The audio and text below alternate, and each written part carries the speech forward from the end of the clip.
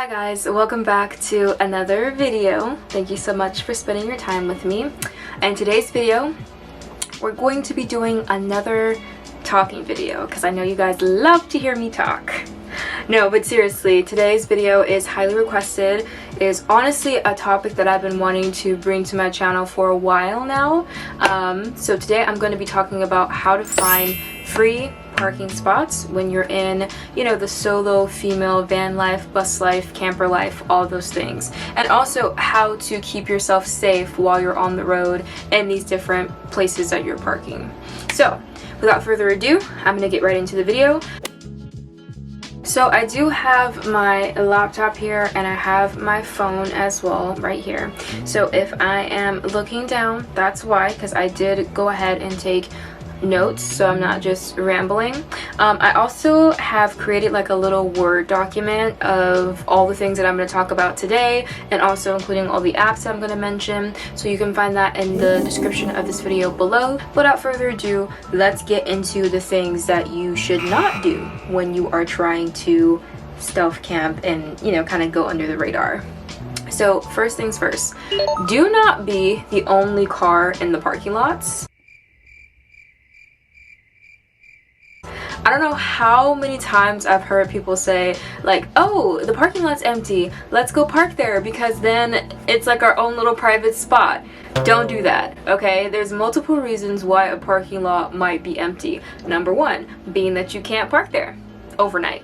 So don't park there. And number two, just for safety reasons, if you're parking in an empty parking lot, you stand out like a sore thumb. So anyone who is passing that parking lot can go, huh, random person parking there, I wonder what's going on. So just don't do it. It's not the safest thing. It may be tempting because of that privacy that it provides, but it's not safe. So don't be the only one parked in an empty parking lot.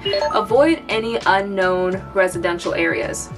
And what I mean by unknown residential areas is, I feel like some of the tendency when you're looking for parking is to be like, oh, let me go park at like an apartment complex or like a residential area, you know what I mean? Because typically they have like, you know, neighborhood patrol and it's other people living there, so it may seem on the outside a little bit more safer.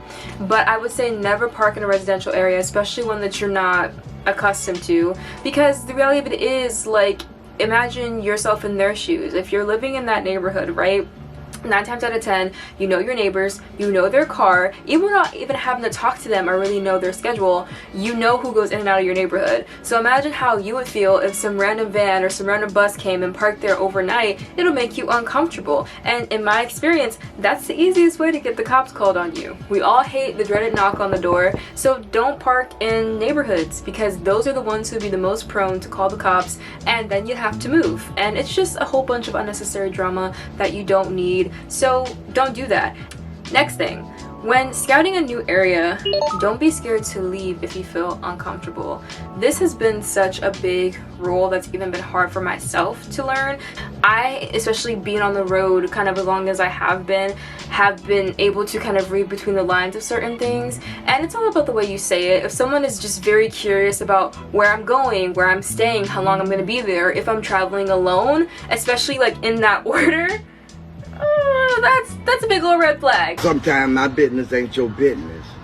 Oh, okay. So don't be asking me that, what I'm doing. Could I have my business to myself sometimes? So if someone's asking me that many questions and they just keep kind of, you know, are being persistent about it, I will leave, because for me that just doesn't seem like a place that I would feel comfortable staying. But again, it's all about what you feel comfortable with and trusting your gut, and don't be afraid to leave if you feel uncomfortable. Period. Don't be scared to pay for parking if self-camping is not a safe option for you. There's no shame in pulling up to a campsite and paying however much it costs to be safe. And not to mention, a lot of these campsites have really amazing views. They have great amenities. Thankfully, I'm in a position where a lot of my amenities are already in the place that I live, but I mean, like, it's something at your disposal, something that you can use. And it's been a ton of times as I look back and reflect that I probably should have just like gave up on trying to find a place to stealth park, and I probably should have just went to a campsite. I know that now, but that's why I'm here. The whole point of this channel is to basically tell you guys things that I've learned so you don't end up like me. Don't be me. So here's the advice for you guys so that you can make better decisions than I have in hindsight. So now I want to talk a little bit about how to prepare your vehicle for stealth camping and some tips to keep in mind when you're parking a lot of these places, how to go unseen, unchecked, and how to be as safe as possible. So first things first, have a clean vehicle. You can't always control what people do or what they think or what they say, but no matter what, 9 times out of 10, people are perceiving you and seeing you before you see them. So if you're pulling up with, you know, a not so clean van, and you know, people make assumptions, and if they have a negative first impression of you, unfortunately they'll be more likely to give you problems. At least in my experience. It seems shallow as heck. It is shallow as heck. I hate that I even have to bring that up, but there is definitely a stigma out there when you are a person, especially a young person living in your vehicle, that comes with a lot of people assuming things about the way that you live, the choices that you make, what you do. It sucks. I've had it happen to me many of times. People see me, you know, African American female living in my vehicle. They assume all different types of horrible things about me just because I live in a van. It's great that online people think that it's cool, but in real life, more times than not, you know, people assume that I'm just some type of homeless person who doesn't really work, who takes advantage of the system, just all these really negative things. And unfortunately, you know, that's just something that comes with it, something that you have to deal with it. And especially when you're trying to park these public places, these are just tips that I've found to make it so that I have the best interactions with people possible.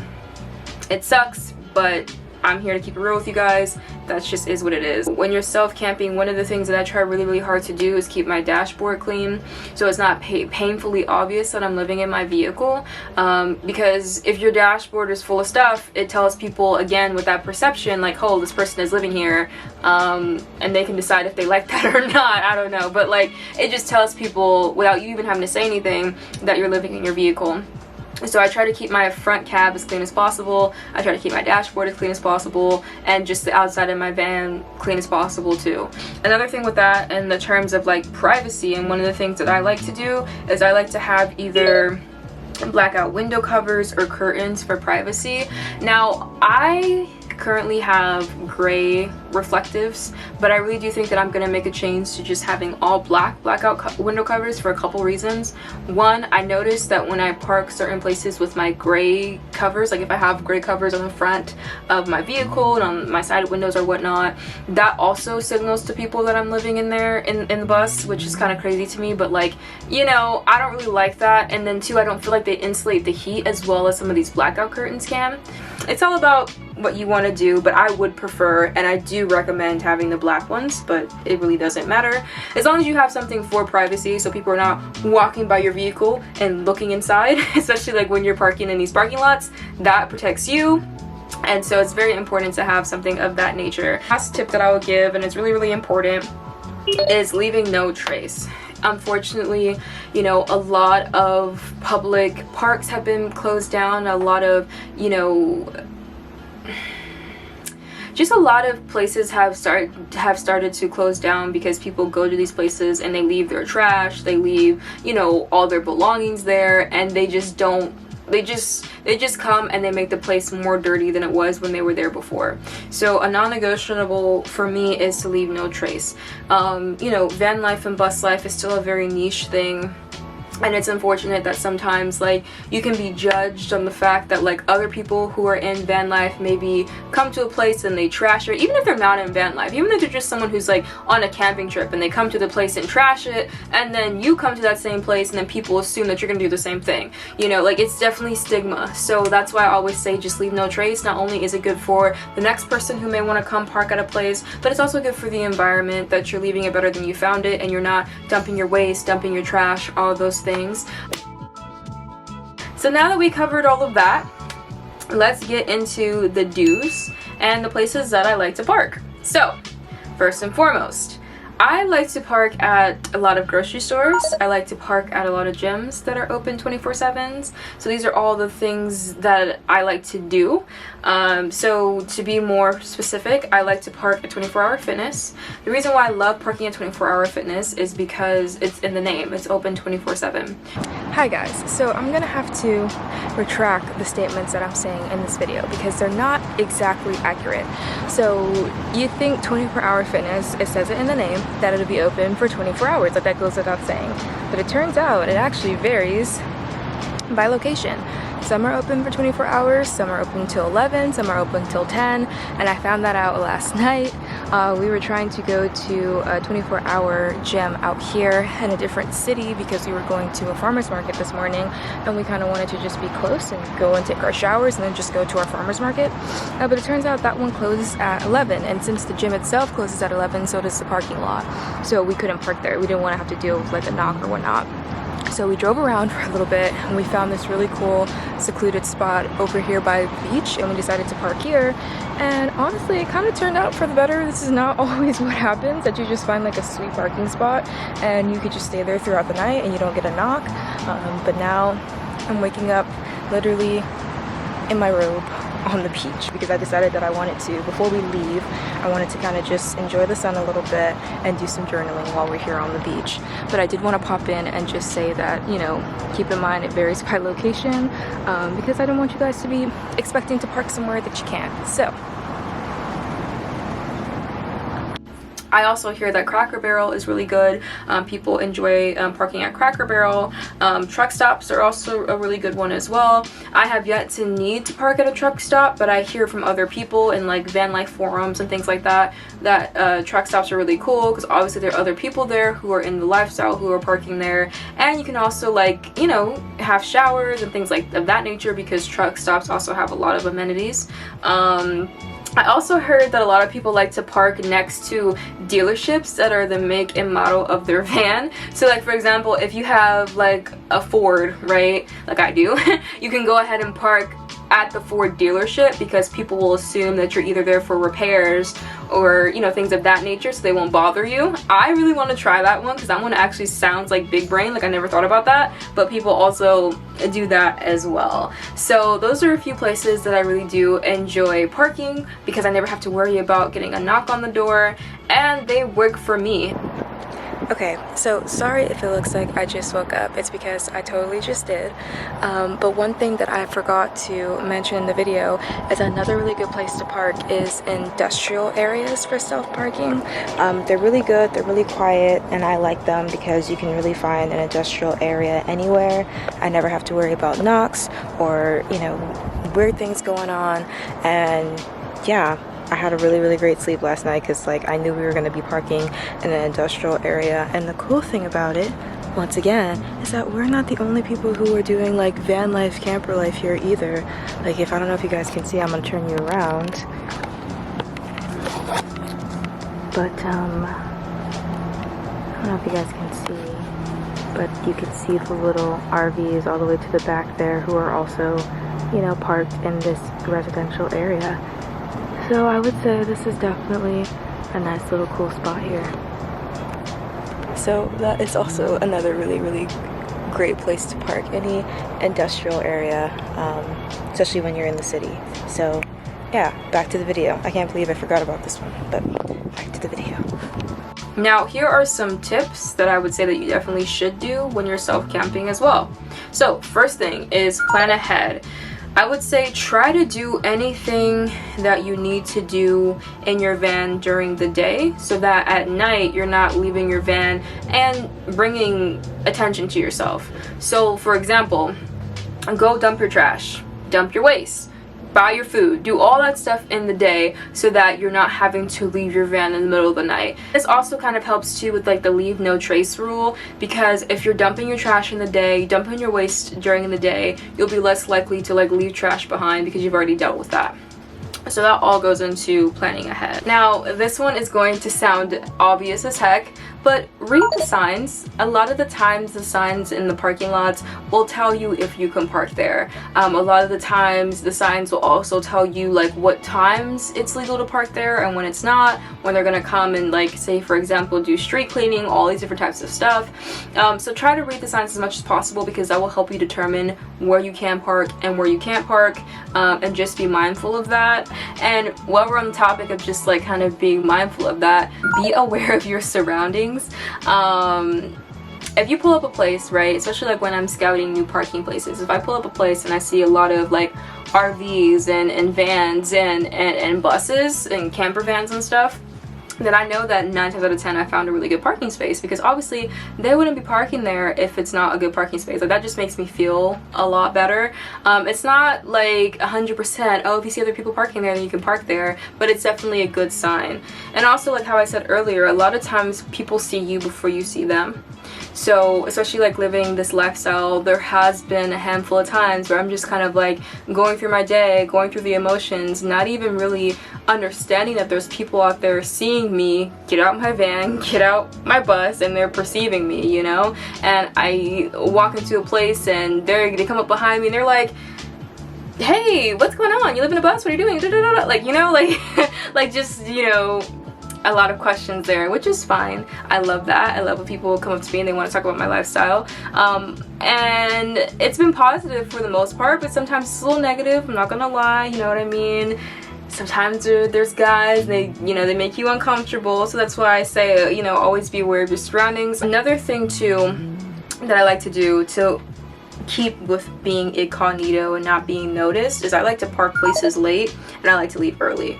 So I'm kind of like on the reverse schedule of most people, because most people like they work like 9 to 5, and I do too, but what I mean by that is like for the most part they'll be like in their houses ready to go to sleep around like 9-10 p.m. So I like to pull up at a parking space around that time, like 9-10 p.m.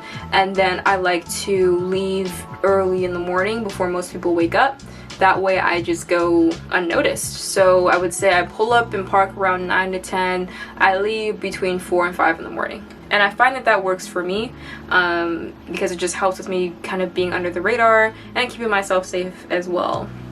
And last but not least, I would say have your build reflect the way that you want to travel. And what I mean by that is if you know that for the most part when you're going to be in this lifestyle you're going to be stealth camping, keep in mind, I know this sounds so trivial, but like keep in mind like the size of the parking spaces and how that relates to the size of your vehicle. One of the reasons why I bought a bus when I first got into this lifestyle was because I was super used to being in apartments and houses and things of that nature, and since I was just getting into it, it was very important for me to have like width and space, just so that I can accommodate to being in a vehicle, and I still feel that way. I love the width and the space that a shuttle bus can provide, but obviously Big Bertha, she thick, like she big, so trying to like pull up a parking space and kind of like be under the radar in this big shuttle bus is not always practical. So that's definitely something I probably would have considered if I would have known like how often I do stealth camp, and that's one of the reasons like why so many people in this lifestyle are in vans or in camper vans, because it's just a lot more convenient to be driving around. And also too, if you're trying to stealth camp, I would also advise like not to have a whole lot of things on the exterior of your build, like awnings and bike racks and things like that, because that can also again tell people that you're living in your vehicle. And also too, like it's just a good rule of thumb, because if you're constantly going to be in the city self-parking, you don't want to have your stuff on the outside, because that can encourage theft. That can encourage people coming up to your bus and trying to look and all these different types of things. Like it's just not good, especially in California, because California is like the wild west, you know what I mean? You never really know what other people are thinking or why they do what they do. All you can really do is try to control yourself and keep yourself as safe as possible. So I would say like if you know for the most part you're going to be stealth camping, keep that in mind when you're going to buy your vehicle or convert your vehicle and this and that. So what I want to talk about now are some of the apps and the things that I use to stay safe. Alright, so let's talk about apps that I use to stay safe, shall we? Let's get into it. So the first app that I use to stay safe that I really do enjoy is Life 360. So how I use this app, I'm going to take you guys through some of the features that I use on this app. I use this app with my immediate family, so like my mom and all my lovely chicken nuggets. Okay, so I'm gonna put like a screen recording here so I can just kind of talk you through the things that I use this app for.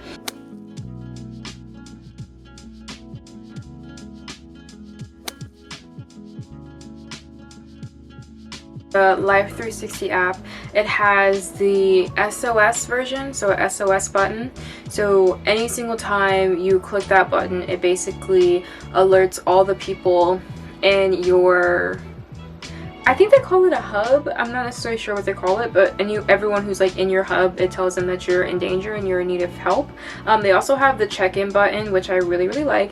The reason why I like the check-in button is because I can go ahead and, you know, be anywhere. Say for example, I text my mom and I'm like, hey mom, I'm going to go to this campsite, or I'm going to be parking this place and I just want you to know. And then I can go ahead and just tell her like what time I plan to be there, and I can like physically check into the place that I told her that I wanted to be, because it has like all of the addresses listed and you can just go ahead and check in. And the cool thing about it is when you check in, it sends a notification to everybody in your hub that you got there safe basically. So I think that's a really cool app, and also too it shows obviously you sharing your location and it shows where you are so that everyone, you know, who cares about you knows that you're safe. And I really do like that feature. Another app that I use to stay safe that I really do enjoy is Overlander. Now if you are in the bus life community, I'm sure you've heard of this before, but if not, Overlander is a really great place to find parking. It's not necessarily just to find parking either. You can find places nearby you that you can do laundry at. You can find places nearby you that you can like dump your waste at, like dump stations and everything. Like it has a full list of nearby places, and it will tell you like basically, you know, what's what. Also have they also have like reviews, so you go to a place and it will give you like the GPS pin, the altitude, the distance, and like the description of it. So it will tell you if it's like a flat parking lot, if it's on an incline, just like what to expect, like if it's muddy or if it has like broken up concrete. So, you know, keep in mind your tires, and it'll tell you just like how much space the parking actually has. So like if you can bring in like a, I don't want to say like a U-Haul, but if you can bring like, you know, like when you have like the truck and they have like the campers attached to it, so it'll tell you if you have space for all of that. And then it'll tell you the amenities that it has, so it'll tell you if it has like Wi-Fi, if it has potable water, running water, shower, places to eat, all that good stuff. So this is all like the amenities here. And also they'll have reviews from people who actually visited. I don't know if you guys can see that. Any which way, I'm gonna have it here. But it'll tell you if it has reviews of people who visit the place that you want to park. And I really like this feature because it'll be like actual people who have parked the place. Their reviews will be time dated, and it will give you like a full like rundown. Like they'll tell you if it's like a place that has theft constantly. It will tell you if it's a place that's, for example, has like broken showers or whatnot. And it'll just give you like a full rundown of what to expect when you park these places. Another app that I use is my SOS mode on iPhone. I don't know if Android has a like the same feature on Android's phones, I'm not sure, but I really like it because I can just hold my button on my phone, and then you can see it has like the emergency call, or you can slide to power off. But I use the SOS. It's very easy and convenient. So if I ever find myself in a situation, I can just do the emergency call immediately to 911. So it kind of has like that SOS panic button on there, and I really do enjoy just having that for extra security. I also like to use Google Maps for obvious reasons, just to kind of see like what's nearby me, what's going on there. I also use Google a lot. I don't know if a lot of people do this, but I like to, if I'm going to a new place, for example, like a new city, I like to use Google to search up recent crimes in the area. For the most part, I'm looking for crimes of theft and rape. Sorry, YouTube censors. But you know, it just gives me a sense of comfortability. You know, take that tip as you wish. But I would hate to go to like the bad side of the neighborhood unknowingly and find myself in a situation. So typically what I'm looking for is if there have been any like crazy massive break-ins, or, you know, grape that's happened in the last, I would say, 3 to 6 months, just so I can feel safe and protected. I also use the I don't know how to censor this word, so I'll just write it down below. I use that registry as well, because it lets me know if there's any people like that in my area, and that's really good to know, because especially if you, again, if you're a solo female traveler, you want to know what you're up against so you can protect yourself and get the heck up out of there. So don't be afraid to use those things. That's the reasons why they're there. They're there to keep you informed, and that's a great way to protect yourself too. Just staying prepared, staying diligent. I love these things because obviously, being that I'm always traveling, I always have these things on me. Now, this is not the extent of my safety and, you know, the weapons that I have on me. I like to say mess around and find out. But obviously, like, I don't want to, like, you know, give away like all the things that I use to keep myself safe, so I'm not gonna like put that online, but I do have them. This is not the extent of what I do for safety. But I did want to show you guys because I feel like everyone should have a pair of self-defense keys. Men, women, people who are traveling, people who stay in an apartment, whatever it is, like, you should have a set of these keys. They're super convenient and they make me just feel safe traveling around. Just always have something like this on me. So pretty standard set of self-defense keys, but it definitely does get the job done. So this is an alarm. It has a light here, and you pull this off, and this is a sound alarm. This is a ninja knife. I like this a lot. This is a bunch of pepper spray right here. It has a little nozzle, so you can close it, open it, all that good stuff.